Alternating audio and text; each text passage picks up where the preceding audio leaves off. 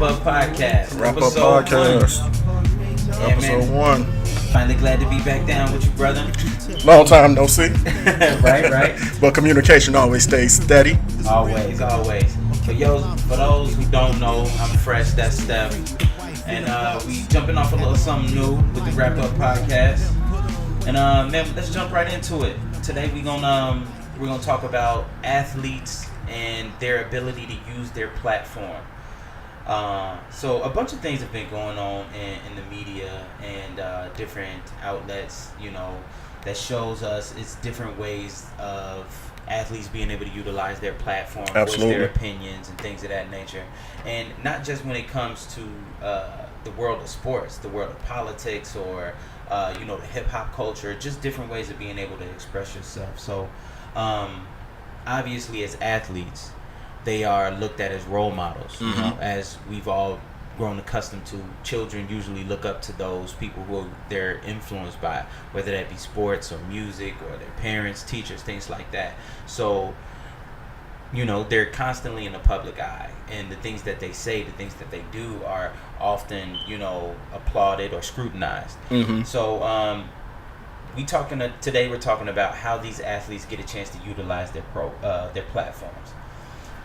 So one thing that came up was a few months back, LeBron James was told to shut up and dribble. Shut up and dribble. By Ms. Laura Ingraham, who's a Fox News reporter.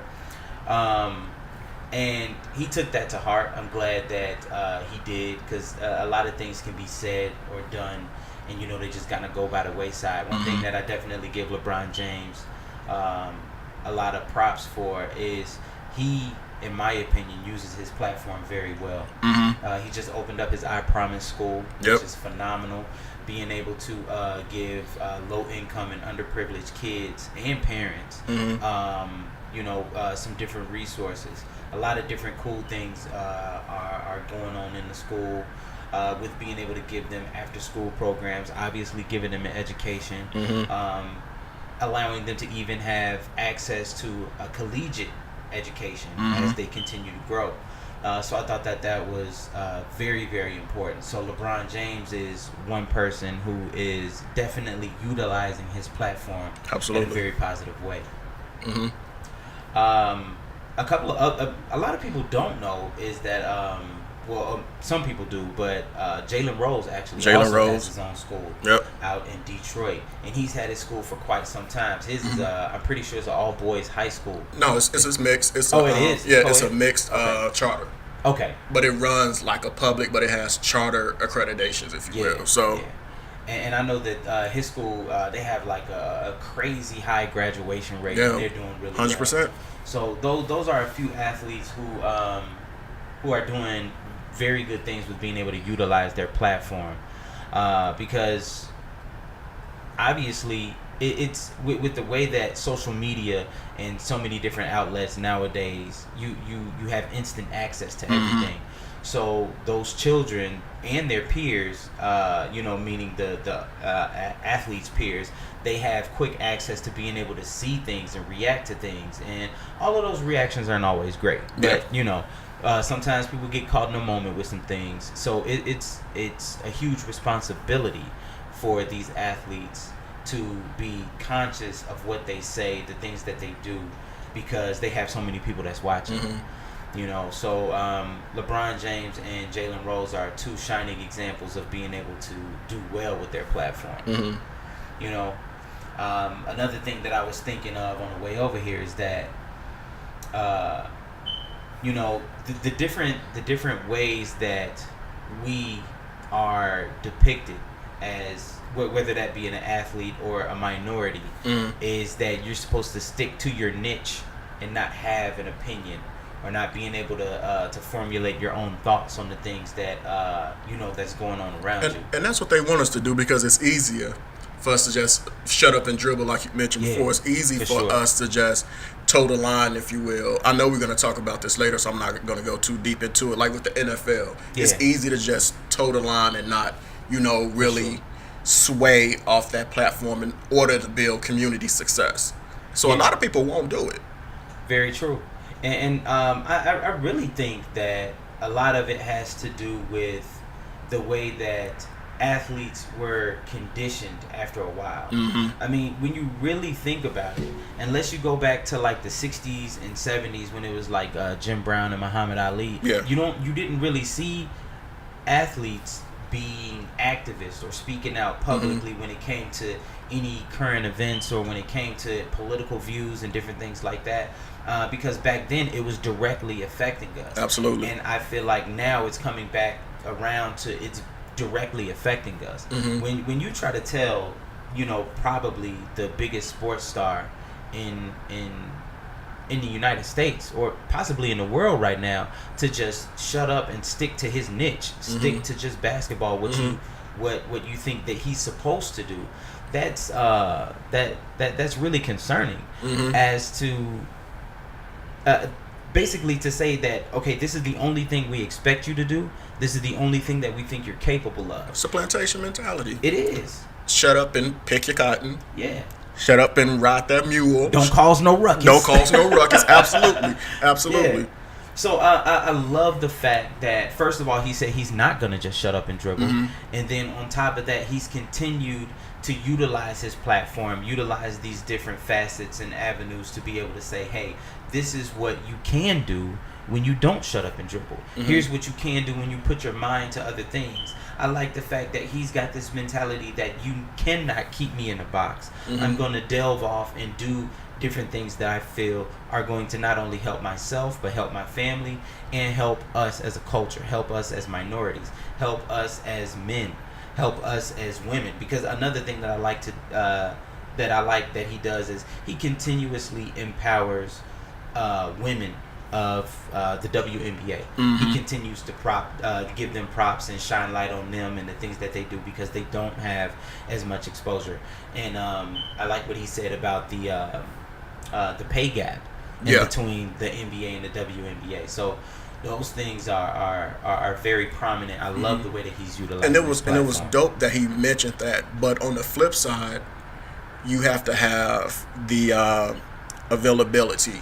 And the WNBA don't have it. That's true. It was a report today that the leading scorer, Elizabeth Cambage, is talking about possibly going back to Europe because the money is more. Yeah. But if you think about it, we talked about it off air one time before that they only showcase the WNBA, that is, 4 teams really. Yeah. The Sparks, Mercury, Lynx, and whoever the flavor of the year is. Right. So LeBron speaking about pay equality is dope all across the board, but then you have to have a platform that the masses want to see. That's true. That's very true. You have to. You got to tap into an audience who actually want to see that. Yep. One thing that I did like that the NBA did this year was the junior NBA. Did you get a chance to catch that? Yeah. I love the fact that they had the boys and the girls being able to share a tournament platform. I think that's going to be something. Eventually, it'll have a trickle down effect. I don't think it's gonna. It's not going to immediately make an impact, but I can see 3 or 4 years from now that as they continue to catch fire and build a bigger audience around the junior NBA, that'll obviously start to trickle to the WNBA as well. Because really, when you think about, and this is just basketball, but the biggest audience around women's basketball right now is at the collegiate level. Absolutely. You don't see a lot of high school girls on high school on TV, and you don't catch a lot of games for the WNBA. Man, they be playing at like 12 and 1 o'clock. Yep. And everybody's at work. You're not going to get anybody in the stands. You're not going to get anybody tuning in like that. But as they continue to start to build the platform at a younger age, I think it'll start to be bigger because you're going to start to get more of an audience at that AAU level, and that has a huge audience right now. And as they continue to do that, then you'll start to see it trickle to the WNBA as well. And they got to market their stars a little bit better. Like Maya Moore has the first woman to have an impactful Jordan contract. Yeah. There's been women in the past, but she has a Jordan contract. You know what I mean? She is kind of the face of the franchise. I mean, not the franchise of the league, if you will. But I would agree with that. But you still don't really know who Maya Moore is. You don't know who Diana Taurasi is. So the WNBA has to do a better job with placing their women out there. Yeah. placing their, like in college basketball. Give them a bigger platform. Absolutely. Yeah. But the question is, how do you do that with the money not being what LeBron and the regular players, I don't want to say regular, but I don't even want to say real. They're going to beat you up there. What the NBA players make, you know what I'm saying? It's hard to do that when the marketing isn't just. You know, it's hard to do that when, you know, we're standing here on this platform and we're letting them get this. Yeah. You know, so that's hard to do. It is. Especially when they mention Title IX and equality and all that. It's more aware now. It's more prevalent women in sports. Yeah. I get it. But it's still a huge gap. Yeah, very much so. From where they can be and where I think they should be. For sure. Because it's, I mean, especially with the way that, I mean, we just saw it with the NBA all season. It was a lot of money being tossed around. A lot of money. So that situation came up more and more. And I'm glad that LeBron James was one of the people who spoke up about that. And just to kind of switch focus, I know you brought it up earlier with the NFL, with the protests. Now, during the NFL offseason, they kind of created an anthem rule, which has since been redacted, so they could try to refine or redefine what that anthem rule is going to be. It's no way. All you have to do is abide that rule and make it consistent with what the law is.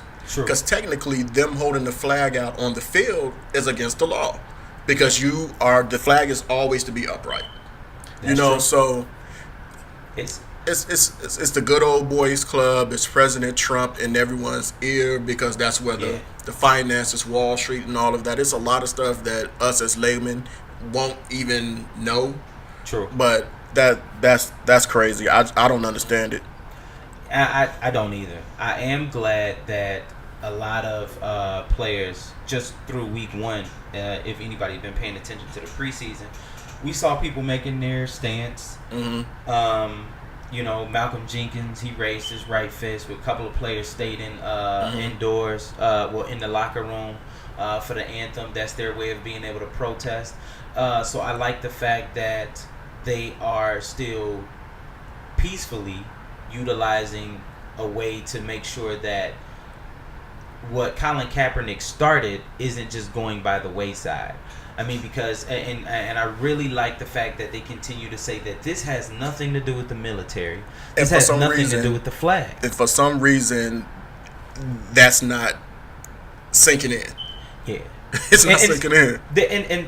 I think it really, they are turning, it's a purposeful turn of a blind eye. Just to say that, you know what, this is about the flag. This is about the military. You should want to be proud of your military. This has nothing to do with your stance on the military. This is all about social injustice, you know, and the things that we as minorities have continued to go through. And you can't say that it's freedom for all when, you know, everybody isn't afforded those same freedoms. Because if they were, it wouldn't be such it wouldn't be so many different stories with these social injustices. So I feel like that a couple of athletes are doing a really good job of being able to express themselves in the right way, being able to show their solidarity and their camaraderie with the social injustices that are going on, their political views, and being able to make sure that they're going to be heard. You know, even if it's not necessarily on my same side of thinking with Dak Prescott. Dak Prescott, for those who don't know, said that he believes that that football isn't necessarily the place to be able to voice that platform. Not voice the platform, but voice your opinion. Now, my whole thought on that is, I think that maybe he's really just sticking up for his owner because of the different things that Jerry Jones has said. And Jerry Jones has put them in a spot where they can't really be vocal about it. They can't. So he always said that he agreed with the status quo, if you will, in terms of something needs to be done. It's an injustice. He's always said that. That's true. But he's always been one saying that I'm going to stand up for the national anthem. I'm going to stand up. 3 different occasions he said that. Yeah. But then it's kind of lost because Jerry, it's kind of like he's holding Jerry's mantra out there. Because Jerry's like, we did it one time before. President Trump told us this is what he wants us, so we're going to toe the line. We're going to toe the line. So now it seems like he's hand-packed, when I don't really think that's what he means, but that's what he's saying. You know. So and if that's what he's saying, then that's fine. But then if he feels differently about it, how are you going to utilize your platform now? That's my question for Dak Prescott. Is if you're saying, okay, well, I'm going to stand for the anthem. I'm going to not voice my opinion on the field. That's cool, no problem.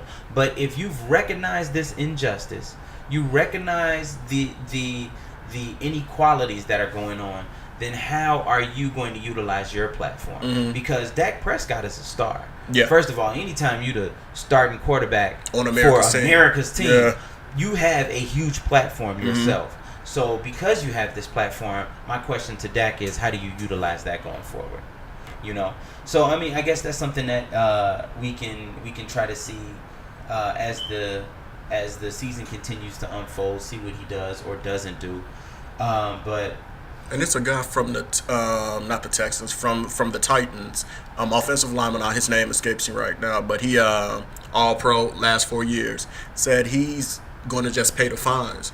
But that's Jarrell Casey. I think. Jarrell Casey. So when is paying the fines going to be too much for you to keep paying? You can't do that forever, because then eventually it's not going to be a fine. It's going to be games. Yeah. So the league is going to win this out regardless.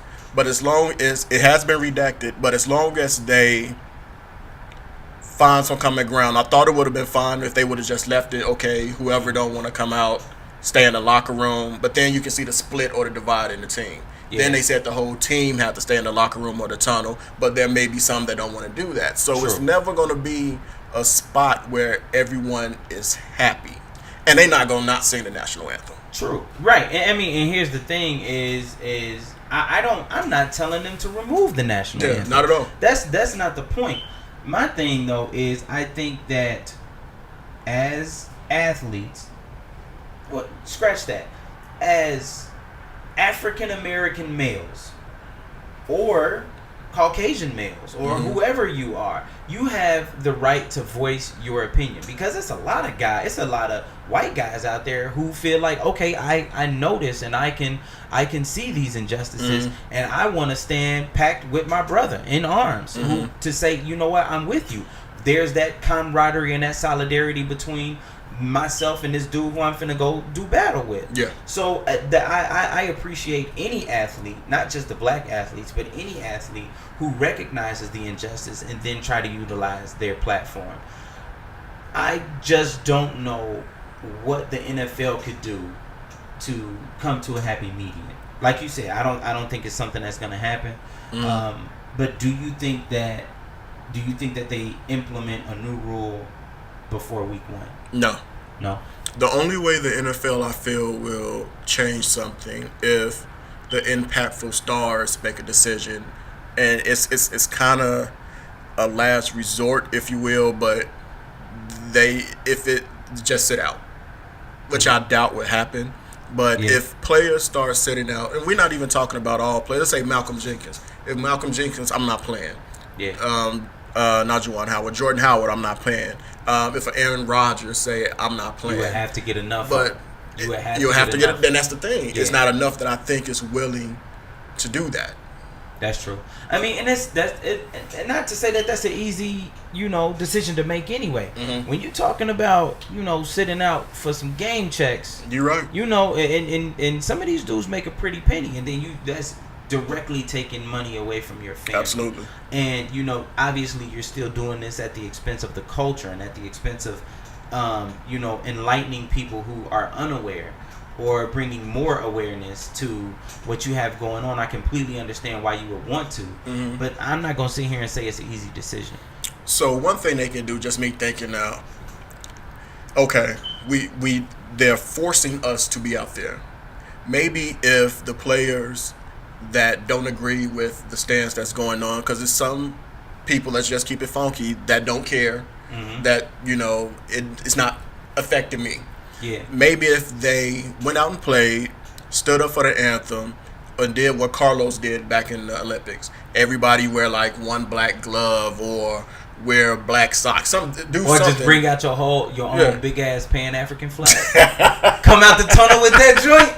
I definitely be on that. Oh my goodness. I definitely be on that. Come out there with a Marcus Garvey shirt on, over your shoulder pad. Absolutely. And they did your jersey. They did it. What was it, last year or 2 years ago when they wore the black T-shirts? Remember when Derrick Rose wore the "I Can't Breathe" and there's a couple of players for the Browns had shirts. So it's something that we can do where we're not submitting to the common rule, but we're still saying, okay, we have to do this because this is our job. You can't go on your job and do what you want to do. I can't go on mine and do what I want to do. But it is some form of silent, peaceful protest that you can do. You can do something. Yeah. Try to figure something out. Yeah, everybody wear black accessories underneath. They wear pink in October for breast cancer.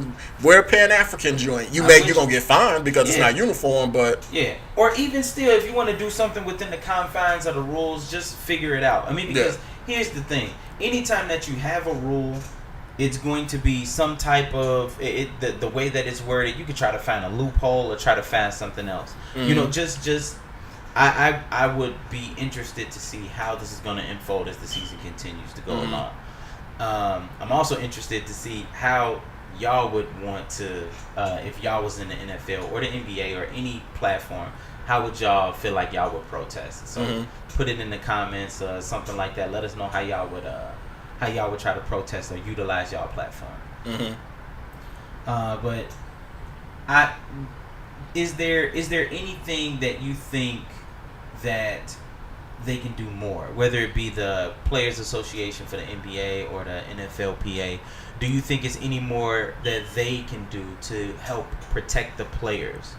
And when I say protect the players, protect them from fines and suspensions for just being able to voice their opinion. Well, the NBA pretty good because it's a black league.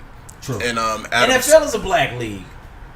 Yeah, but the average fan, if you will, a lot of black people watch football too, so I can't even make that context. But I think with the NBA, starting off early. I mean, back when Stern got involved back in '85, being a fan-friendly league has helped them in these kind of moments where they kind of have more of a sensitive eye than what Major League Baseball and the NBA, NFL and NHL has. So the NBA has always been on the forefront, of changing all this stuff. They started, in February we're going to have the Black History T-shirts we are wearing. True. You can wear your Black History shoes. But it's common. They celebrate Martin Luther King Day. Martin Luther King Day. They have a month where they celebrate the Latino brothers and sisters. Yeah. So the NBA has always been on the forefront. So you never really hear that coming from them. It's the industry where your owners are billionaires. There's some billionaires in the NBA, but that NFL ownership money, everybody is a billionaire. Is a different kind of ownership. There is no NFL owner who isn't a billionaire. Absolutely, and that really comes. That's a very good point, because a lot of that comes from the fact that the NFL was garnering so much money. And they're still doing that. Obviously, off the expense of the players. Yeah, players, you get hurt, you can get cut tomorrow. Absolutely. No guaranteed contracts.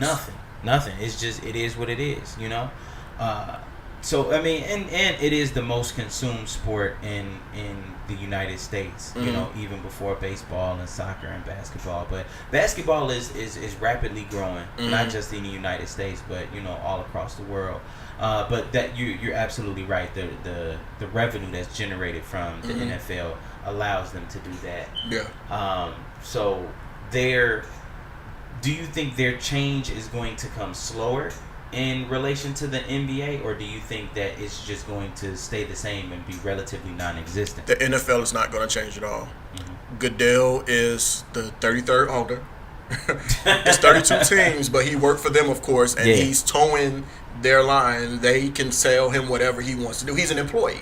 Yeah. So with Goodell being at the helm and the ownership being like the old baseball Hall of Fame voters, it's never going to change. It's unfortunate to say. Yeah. We all hope and we wish, but in actuality, that's I don't see it changing at all until we see players take a stand that may be detrimental to their career, a la Cap. Yeah. And that's the only way. Here's the thing is, it might be different if this was 2013 Cap. Yeah. You know, absolutely. Because if we go back that far, Cap was an elite quarterback. Mm-hmm. So I think it's going to take one of two things. It's going to take a few elite players. Mm-hmm. So like, if you were to have Antonio Brown, Odell Beckham, you know, Aaron Rodgers, Tom Brady, maybe those 3-4 guys, or you're gonna have a multitude of people. I'm talking like 6 or 7 players per team. You're talking about 60 or 70 players who just saying I'm going to sit, and not the special teams guy. No disrespect to the special teams guy. Every voice counts, but when it comes to the NFL, it's all about the product that you can put on the field. So just how, and perfect example, when the referees went on strike and the product on the field suffered because they went on strike. I mean, we had bad call after bad call, and then all of a sudden they say, okay, let's finally hurry up and make this happen. Let's get them back on. Let's get these replacement refs out. Let's get these guys in. It'll be the same way for the NFL. So if you had, you know, 3 or 4 starters from each team sitting every week and your product starts to go down, that's the only way that you can scare somebody. That's hard to do because it's very hard. But because you think about the team as a family. Yeah. So not only are you potentially not hurting the league, but you're more hurting the team. True. You know, if Tom Brady sit out, that's not the Super Bowl for that team. No, you know, so it's, I don't think it's nothing that the NFL can do. It's not an easy decision, especially for these players. But my thing is, then it really is going to have to boil down to: am I going to hurt the team at the expense of helping my culture? Yeah. You know, that's a heavy question. It is heavy. because when you're talking about your team. Now you're not even necessarily just talking about your team on the field. You're talking about your team back at home. Yep. I mean, because you talk about Jarrell Casey talking about sitting out. You're talking about thousands of dollars every time he doesn't play. Yep. Every time he doesn't practice. Every time he sits out or sits down. You're talking about hundreds of thousands of dollars. And to put that number in context, Khalil Mack. He's not playing because he's waiting for a new contract. He's missing $81,400 each game for not playing. That's off a rookie contract. Right. Now picture you in a contract that's guaranteeing you $35 million. Your signing bonus was 10, and you projected to make 74 over that contract duration. Right. Then instead of you talking about 8,100, you might be talking about like 800,000. Yep. Per game. Absolutely. You know, depending on what you got. I mean, because here's the thing: is once Khalil Mack gets signed, that's the kind of money that he would be missing out on, because that you talking about a premier player. Khalil Mack is easily a top 20-30 player, and no matter how biased or unbiased you are, he's a top player in NFL. So the best that they can do right now, I say, would to be to just keep it on the forefront in your press conference. Keep talking about it. Keep talking about it. That's the best you can do at this point now. Aaron Rodgers mentioned a couple of maybe last week that we shouldn't say anything, and then that speaks more. But that's coming from a white man that understands, but it's not affecting him. So it's easy for him to say, don't say nothing. Yeah, and one thing that I am glad that, because I was actually reading some of the things that he said. He felt like he feels like he can obviously notice the social injustices that are going on.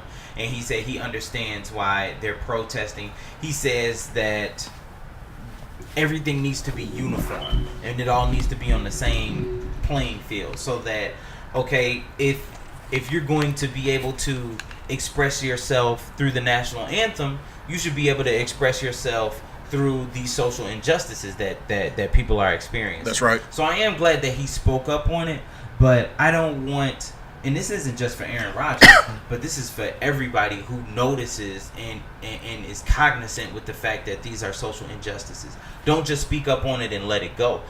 Like you said, continue to push this to the forefront. Continue to make sure that this is a constant conversation, because that's the thing that they're waiting on. They're waiting for this to just drop off and be a non-issue. Absolutely. During the beginning of the off season, one of the things that they said, I can't remember who said it, but they was like, "Oh, I'm so glad that we're over the national anthem thing, and now we can get just back to a clean football season."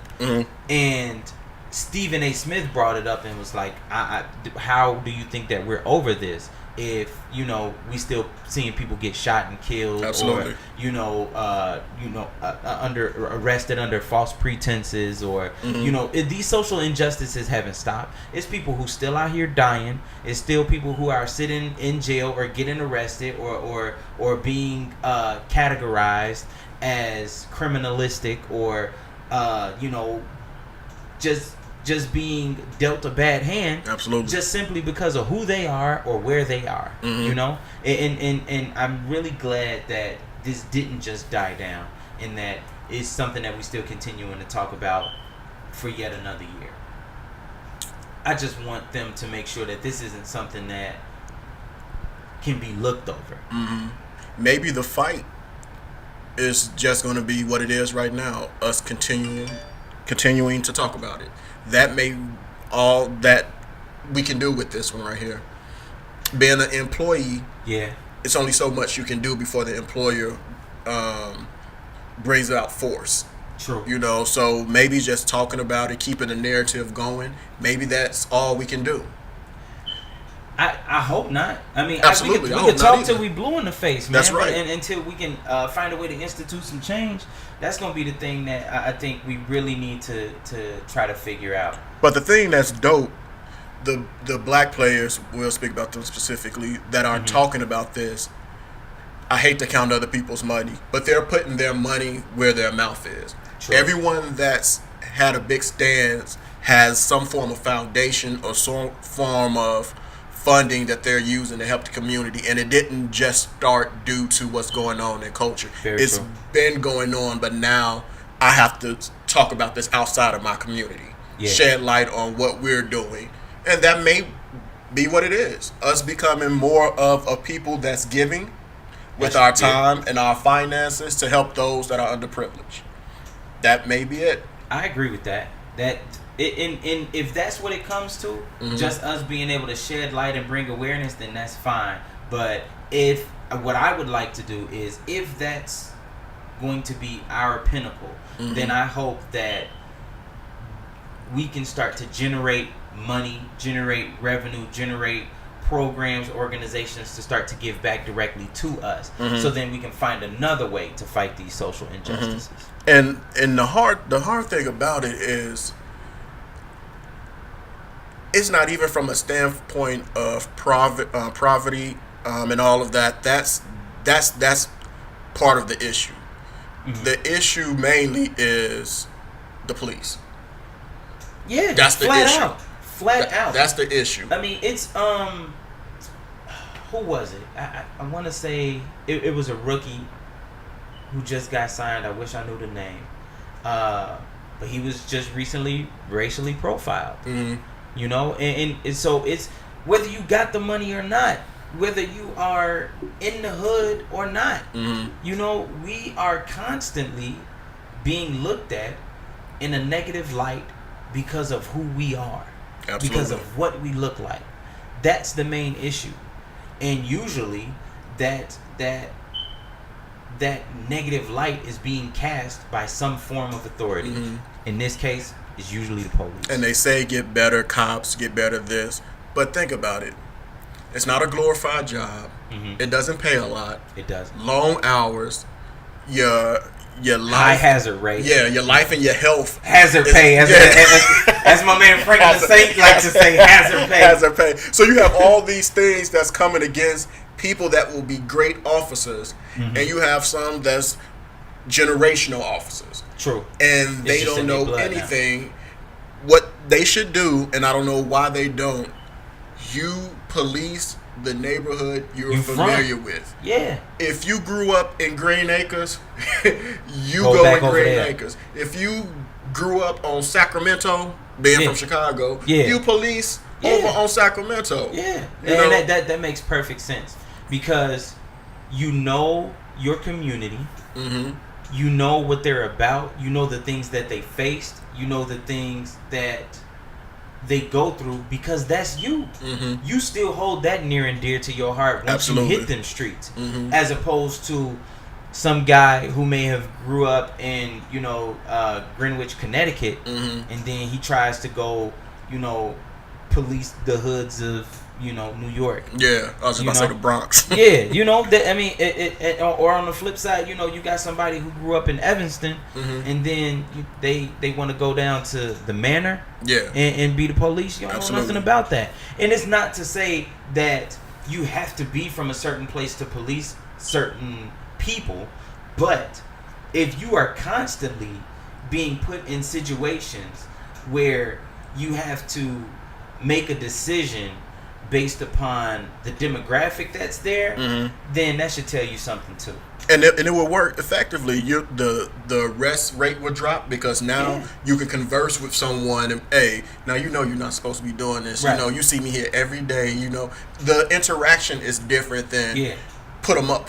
Yeah, you're more inclined to listen to people who you know and that you see every day. Absolutely. As to somebody who just doesn't look as familiar. And then the community will start watching out for one another, because now they know Officer Aaron and they know Officer Stephan. Yeah, very. They cool, man. They not gonna trip on that, but you don't do it because he said if you did that, right, he's still gonna put his foot in your ass. It ain't like New Jersey Drive and they throwing bottles at the cop. Yeah, you know what I'm saying?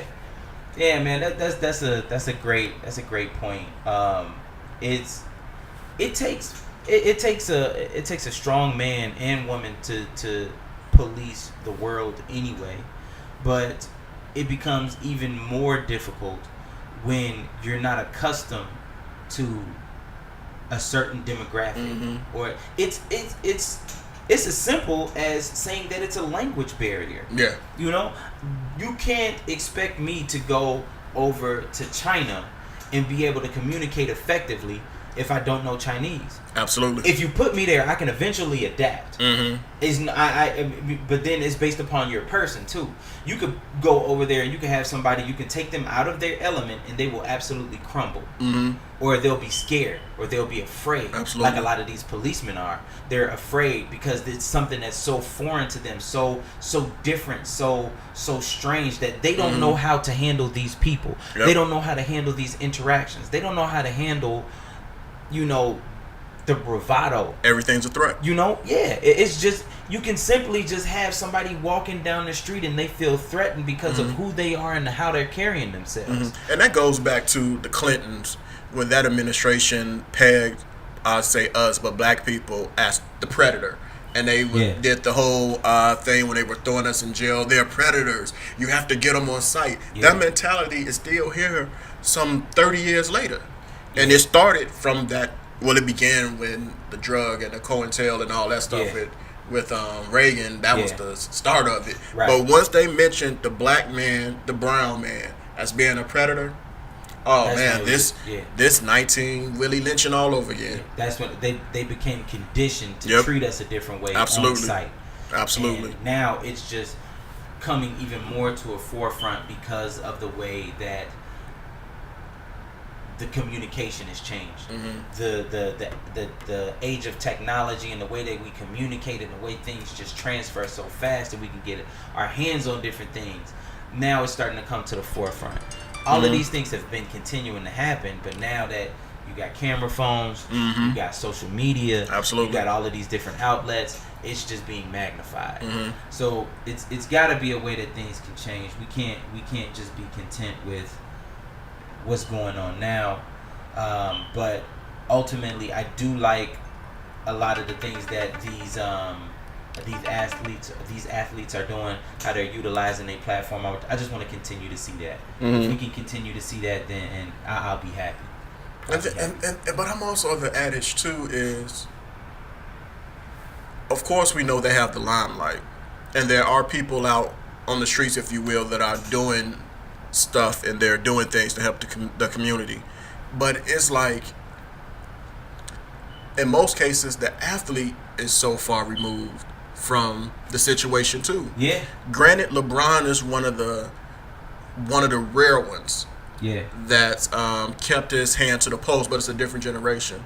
I had a conversation with a young lady a couple of weeks ago, and she was talking about how Michael Jordan never did anything for the community and all of that stuff. And I told her, I said, that's not really true. I said, we're growing up in a different time where what he was doing, it wasn't news. Like that. So I sent her a whole stat sheet of everything Mike did, from the recent Hales Franciscan school, from what he did over in Charlotte with the hospitals, the Boys and Girls Clubs here in Chicago. There's a lot of things that athletes have done in the past, so this isn't new. Right. It's just magnified, and the money is more immense. We don't know how many scholarships Jordan gave out. A lot of people say no, because it's cool to hate on Jordan when it comes to these type of issues. Because he's usually pretty mute on political views anyway. Mm-hmm. Absolutely. And he's always said that that he for the most part stands pat on his political stance. And I can understand it because he's in even though LeBron is the one right now, Jordan's stratosphere. No, I can't say that, because if he was actually use his platform, there's no telling what Michael Jordan can do. By all means, he can still utilize that platform now. He may be so removed from it because, it's like that's just not his thing. I know a lot of people who 50, 60 years old who say, well, that's just not my thing. I don't touch social media. It's not me. Yeah. It's foreign to me. And I don't want to get off into it now. Yeah, he's still rocking Big James. So. Right. His shoulder pads still out here like a zoot. He still got the leather blazers on and the mock turtlenecks. That's my man's though. The square toe dress shoes.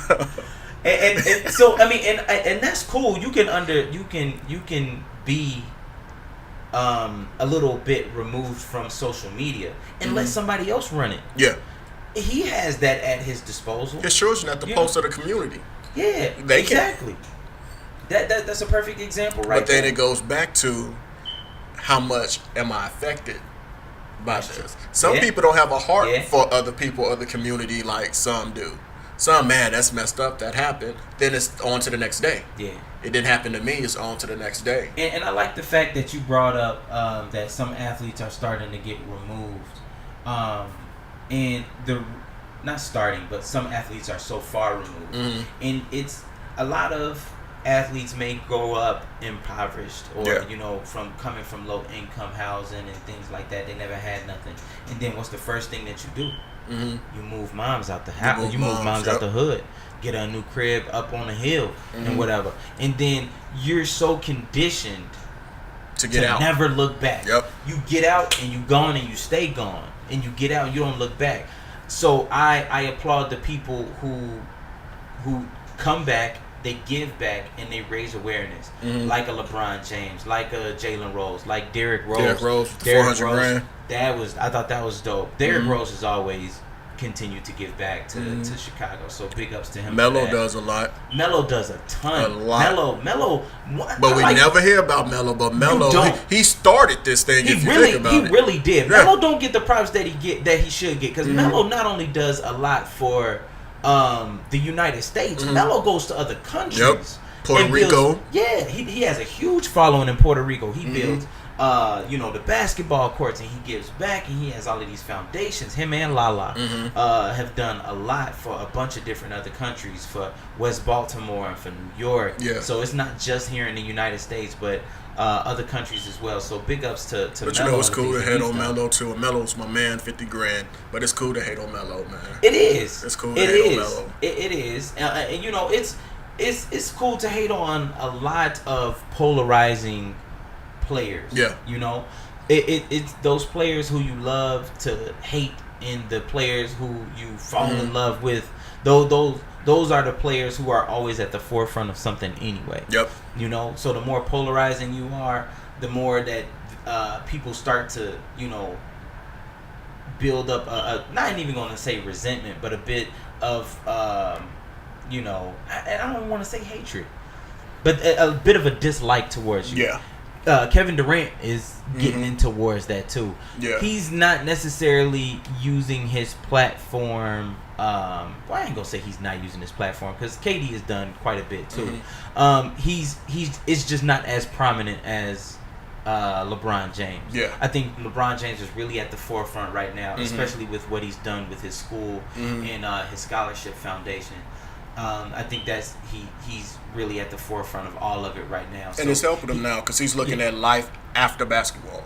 He is. He's looking at life after basketball. So it kind of should helps him more because he's looking outside of basketball. And I hope more people start to pattern the way that he's doing things, not only for the culture, but for them as an individual. You hear so many sad stories about people blowing their money and not having nothing. Not only is this dude very smart and very crafty business mind, but he's making sure that he's going to set up a legacy for his family, his kids, his children's children. They're going to be able to have something and look back on and say, man, you know what, my dad, my grandfather, my great-grandfather started a school. How many people can say they started a school, you know? And looking at what he came from, he said he missed 84 days of school. That's crazy. As a third grader. Yep. You know, you ain't even in school, but that's like what? That's like a little under 50% of how long you in school anyway. So he missed 80 plus days of school in elementary school, and for him to be able to go back and say, now I'll make sure that these kids don't have to worry about that, because he missed 84 days because you know his school was on the other side of town, travel, and being able to get back and forth, and his mom had to you know, work and all of this. So it's not like he just missed 84 days because he didn't want to go and because moms wasn't taking him. He had a legit reason. He's making sure that nobody else has to face that same tough decision. Because he's 2 mile radius you got, and that's a lot. That's a lot for a school. 2 miles is a lot. It is. So that I think that's phenomenal. I want more people to be able to continue to do those. If you have the means, if you have the resources, if you have the knowledge to be able to make an impact the way that he did, I think it's your duty, your responsibility. You're obligated to do that. Absolutely. And I think that's huge, man. So big ups to LeBron James and everybody else who's utilizing their platform to, you know, bring awareness. Yeah, affect change. As simple as that. So, man, I think that's real dope. That's all I got. That's all we pretty much got today, man. You know, being able to utilize your platform. Utilize make sure y'all hit us up in the comments if it's anybody who we didn't mention, who you know who's doing something big in the community, or other athletes who we didn't necessarily speak on. Hit us up in the comments. We also gonna put up our new social media outlets and different things, ways you can contact us. We gonna have our YouTube information, our Instagram information, Twitter, and all of that. We'll make sure we get that in the description, man. But thank you for rocking with us. Episode 1. It's the wrap up. Yep. Peace.